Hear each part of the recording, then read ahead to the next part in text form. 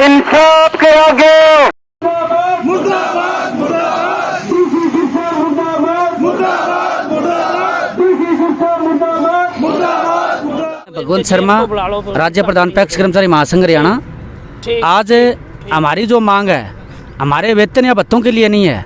हमारी मांग ये है, जो डीएपी और यूरिया खाद है, जो इफको करीबको संस्था है, हमारी ये मांग है वो दोनों संस्थाएं हैं, वो खाद यूरिया और डीएपी गांव में जो कोऑपरेटिव सोसाइटियाँ हैं वहाँ खाद पहुँचनी चाहिए।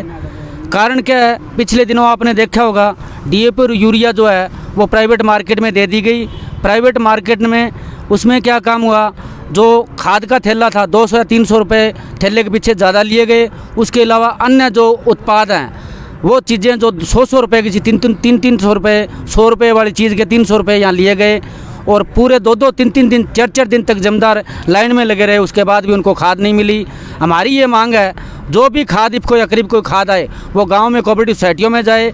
अब गांव में कोऑपरेटिव सोसाइटियों में जाने का फ़ायदा क्या है, वो वहाँ जो भी है हम अपना साइकिल पे मोटरसाइकिल पे और है वो खाद रख के अपने खेतों में या घर ले जा सकता है। बाज़ार में अगर खाद जो आएगी और किसान या लाइन में लगेगा उसमें जलपान का और 250-300 रुपये खर्चा होगा और पूरी दिहाड़ी भी वो उसकी गुल होगी। उसके अलावा कारण दूसरे आपने देखे होंगे, यहाँ डीएपी भी नकली मिली है। नकल वाला जो डीएपी का है उससे भी उसको छुटकारा मिलेगा। आज आप देख रहे हो सरसों की बिजाई, सरसों है उसकी कटाई शुरू हो चुकी है, अंदरमे की बिजाई शुरू हो चुकी है। लेकिन सिरसा के अंदर 36 पैक्स और 210 बिक्री केंद्र है सहकारी समितियों कोऑपरेटिव सोसाइटी के। किसी भी बिक्री केंद्र पर 210 के 10 बिक्री केंद्रों में किसी में डीएपी नहीं है। उस वजह किसान बड़ा परेशान है। इसलिए शासन और प्रशासन से हमारी मांग है, पहले तो किसानों के लिए 210 जो बिक्री केंद्र है या सहकारी समितियाँ हैं उनमें खाद उपलब्ध कराए, जिससे किसान अपने अंदरमे की बिजाई वो टाइम पे कर सके। यही हमारी मांग है। बात है जी, जायज़ मांग है जी, बिल्कुल।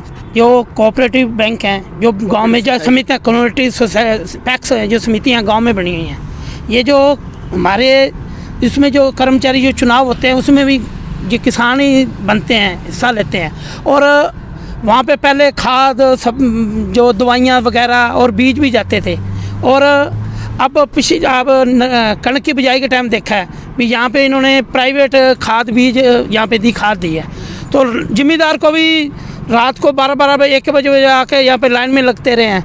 तो जो ये दुकानदार होते हैं, अगर उसके पास 1000 गट्टा खाद पहुँची तो वो 200 गट्टे बांट के कहते हैं खाद ख़त्म होगी और गोदामों में रख लिए। और जो उसे नाजायज़ तरीके से या तो उसके साथ सामान जो ले रहा है, जो 100 रुपये वाला सामान 3-3 4-4 जो ज़रूरी भी नहीं है वो लगा रहे हैं, या 200-200 300-300 रुपये गट्टे के फालतू है। उसमें जो तकड़ा ज़िम्मेदार है उसके तो घर पहुंच रही है, या किसी नेता का फ़ोन आ गया या कोई कर्मचारी है। और जो आम किसान है, छोटे किसान है, उनको तो खाद मिली ही नहीं। तो जो अगर गांव में ही खाद लेनी है ना, अगर गांव में खाद पहुंच जाएगी तो हमको ज़िम्मेदार को जाने की क्या ज़रूरत है। इसमें नुकसान है सिर्फ घपला करने वाला, काला बाजारी करने वालों का।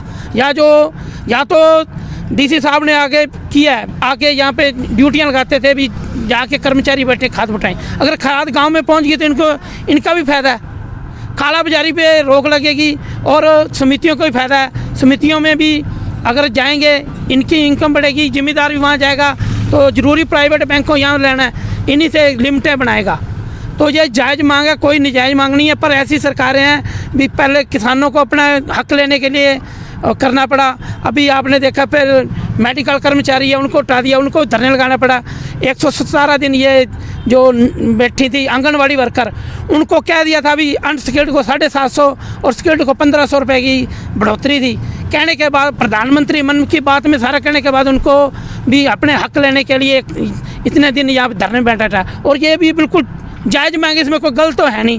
खाद इनके थ्रू जाए तो ज़िम्मेदार को किराया बचेगा, टाइम बचेगा, इनका सभी का फ़ायदा है। क्योंकि अगर यहाँ पे पहुँचेगी इनका होगा तो ये घाटे वाली जो पैक्स है वो भी फ़ायदे में आएंगी।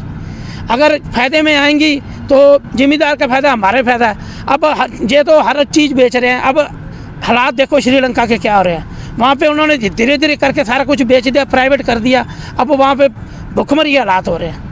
600 रुपये लीटर दूसरा दूध हो रहा है और पेट्रोल भी सारा कुछ है। अगर यही रहा तो यहाँ रहा तो यहाँ क्या होगा। सो हम तो कहते हैं सरकारी समितियाँ हैं, इसका इनको जो भी है सही हो जाए, बेचने से रोका जाए, इनको बढ़ावा दिया जाए। तो वहाँ पहुँचे, इनकी जायज़ मांग है और हम सभी किसान जत्थेबंदियाँ इनका समर्थन करते हैं।